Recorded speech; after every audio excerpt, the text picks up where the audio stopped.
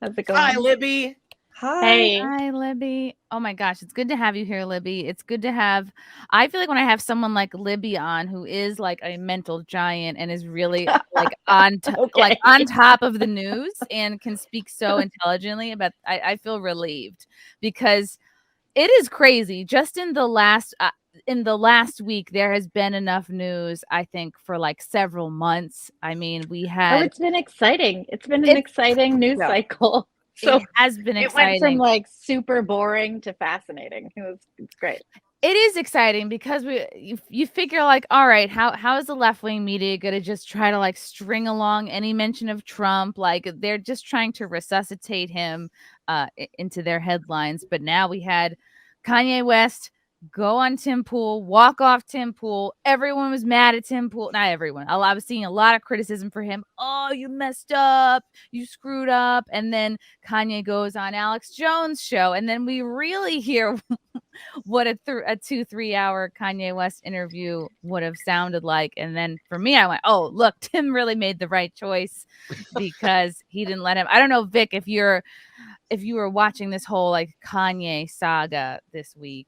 I was getting the highlights from Yeah. Friends. I didn't get all of it, but I did get some of the highlights. So then Kanye went on to Alex Jones's show, and which was like ultimately great for InfoWars. I think they had maybe like 30 or 40 million people watching Infowars.com, like maybe like 10 million more than usual. So Alex was like, everybody buy more vitamins. Our bandwidth is ridiculous. Yeah. Get your Kanye didn't even have his face showing. It was like a full like dominatrix or what BDSM he wore mask. a full hood covering his face, and then I was like, is that the Balenciaga one? That's the one that we're all still trending, that's dabbled in the kind of pedo adjacent marketing campaigns. Okay, that's now I want to look. It was the same Balenciaga. It looked like that Kim wore at the Met Gala. Mm-hmm. Yeah. Now I want to look up a picture. I want to see what this looks like. Oh my gosh. It's a hood. I mean, And it's a black hood. Vic is an extremely one of the most stylish, well-dressed people that I have ever met in my life. And I think even Vic would be like, no, I would never wear this. Like, I don't care what designer. Now I really want to see it, and I want to know where. Okay, let's find a picture. Balenciaga's just like never been my vibe anyway. It's just, I mean, it's kind of funny how all this stuff is coming out now about it because it has always had that creepy, satanic type of imagery and stuff to it, and this is definitely no exception. It's a weird, What in the world? There it is. So he had like a NASCAR jacket. He had the Holy Bible in front of him. My goodness. It was a lot of what I would call doing an interview or holding up a Quickie Mart? I know. And I was like, can you see this thing? And it does look like a gimp suit because those look like zippers for the eyes. Wow. And it's just an interesting choice given all of the really bad press that Balenciaga has been getting. But know at one point Jones was like, what? But we know that's him under there, right? No, well, at one point, Alex Jones was like, how do we even know that it's Kanye West under there? Yeah. He was like, I don't even know. Yeah. Could be an impersonator. Yeah. Some guy who's just really good at voiceovers for Kanye. You know what I mean? I thought Tim did a really good job pushing back against Kanye's total Jew hate, which was, I thought it was good that he pushed back on that because nobody should just accept that kind of nonsense, whether it's a piece of gimpy performance art or not. Like that, that's got to be challenged. I do too, Libby, and he got so much shit for it. And it's like, look, you still have he's doing it on YouTube. It's a different ball game than when you're on InfoWars where you can say anything. And I heard a lot of criticism of Tim being like, oh really?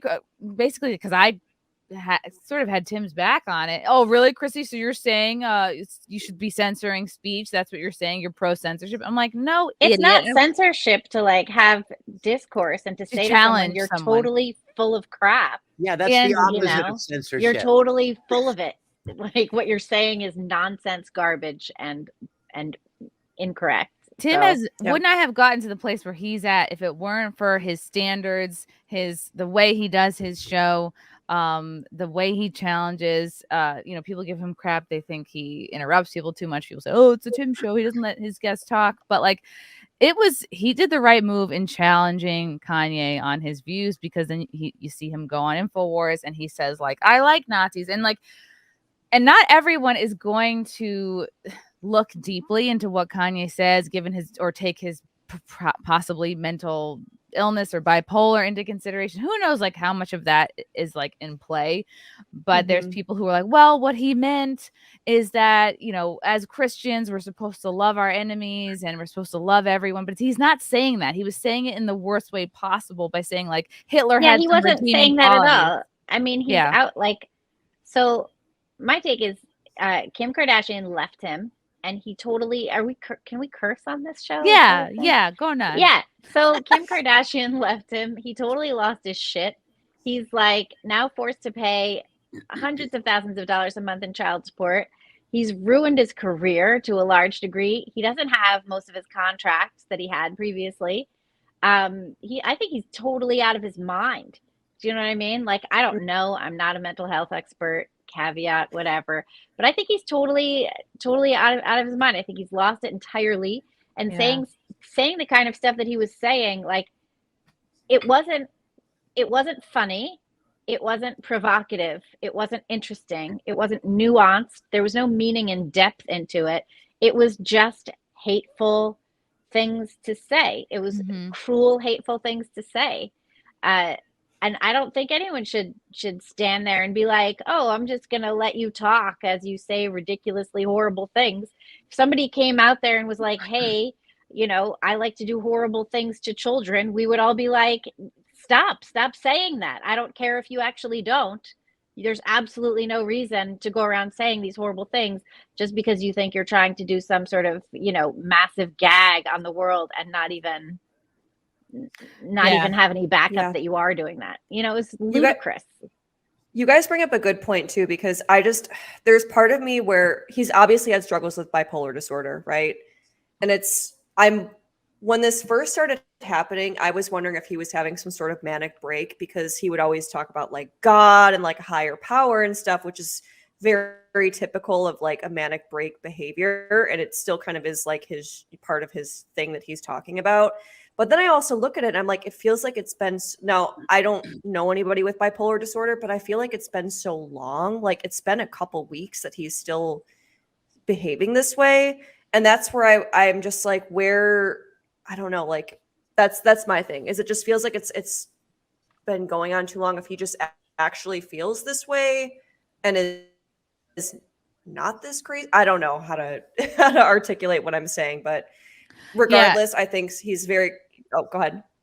He has spoken about his struggle with bipolar disorder. He says it's like, and this was back in 2019. I saw another article even from 2021. It's like a sprained brain. And I'm sure, I don't know what the process of becoming his level of celebrity is, but I'm sure it involves, I don't know, some abuse. And he you take a very creative person to begin with. So it's like they're going to be, I just feel like there's a lot of, anytime you have any type of creative genius, like there is something in there. There's on the other side of that is maybe some kind of like mental weakness or whatever. I just feel like he was taken advantage of and abused. And I don't know if people believe in MK Ultra or not, but this article was from Kanye West. He went on to Letterman's it was the new show at the time.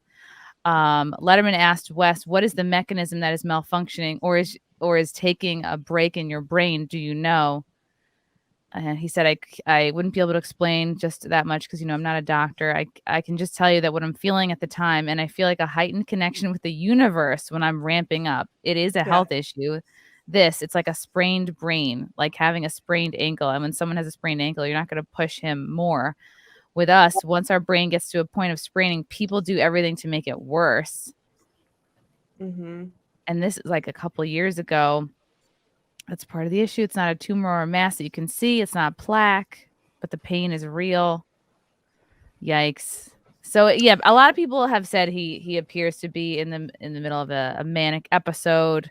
Mm-hmm. I've listened to a lot of commentary about about what they think is going on with him. But I think for sure everyone around him in his presidential campaign is taking advantage. And like, of course, like the people who want to get involved in politics are oftentimes the people who should not be in politics. Like I just I think, kind of like, feel like if anyone wants to be the leader, they should probably not be the leader.